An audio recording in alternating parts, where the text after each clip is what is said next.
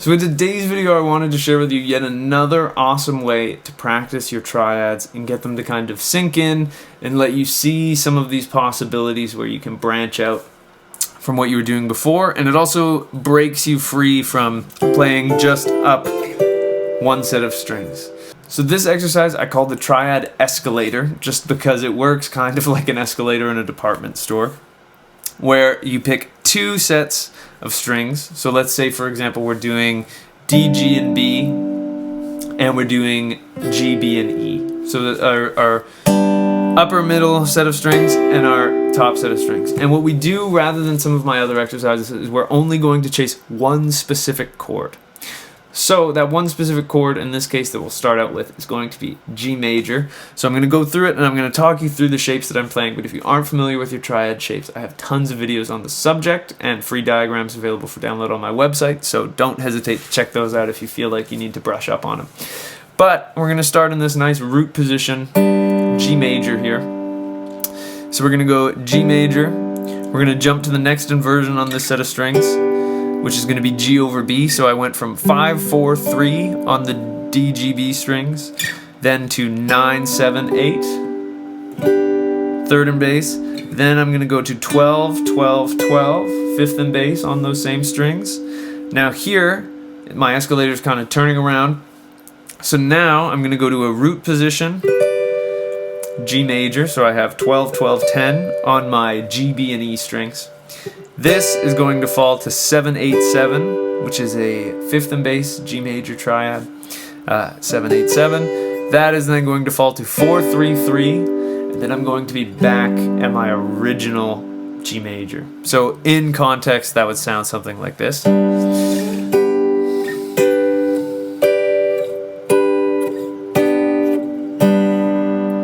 Now stay on the same set of strings, but let's change keys to a key like D. Because for this to work, we want to find pretty much as low on the neck. We want to be starting somewhere in the first 5 frets with our first triad. So let's say I did D. I would actually start in this third and bass shape. So I have 4, 2, 3 in my left hand here. And we're going to go 4, 2, 3. This third and bass chord is going to go to a fifth and bass chord, which is 7, 7, 7. This is now going to jump up to a root position chord, which is 12, 11, 10. Now we're going to go to 11, 10, 10 on the G, B, and E strings. Then we're going to go down to a root position, which is 7, 7, 5. And then lastly, we're going to end in this. This is pretty much our open D chord shape, but if we just play the G, B, and E strings, it's a fifth and bass D major. So 2, 3, 2, and then I'm back. So one more time. In context, we would get something that sounds like this.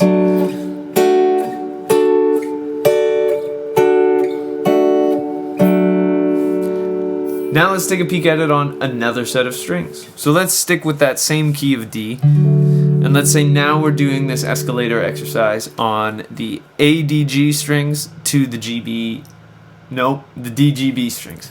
So if I start in this root position D major here, play that, it's going to go to a fifth and bass. So this is 5, 4, 2, and I'm going to climb to a third and bass, which is 9, 7, 7. Then I'm going to go to a fifth and bass, which is 12, 12, 11. Now here, I jump to my next set of strings because I've played all 3 of my inversions. We're going to get D major in root position there. Then we're going to end up on D over A, or D with the fifth and bass, which is 7, 7, 7. So 12, 11, 10, 7, 7, 7. Then we end up back on our third and bass, which if you remember is 4, 2, 3. So again, in context, we would have this.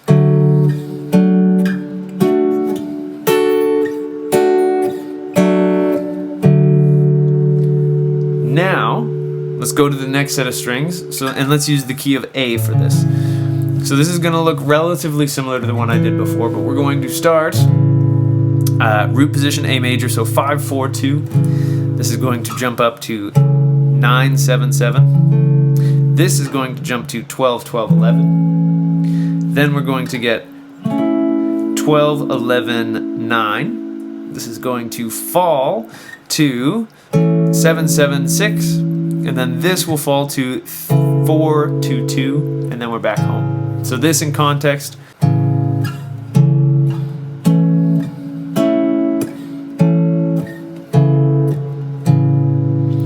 Now, if we wanted, we could do a huge chain connecting these, but I'll save that kind of exercise for another video.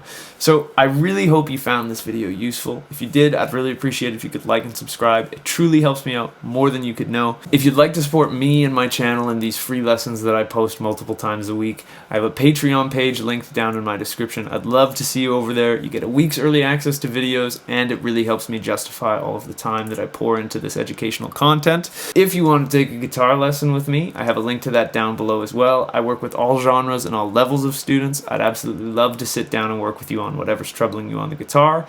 And last but not least, I got new videos coming out every Monday and every Thursday, so I'd love to see you in the next one. And until I do, I'll wish you a wonderful day, and I hope you have some fun playing the guitar.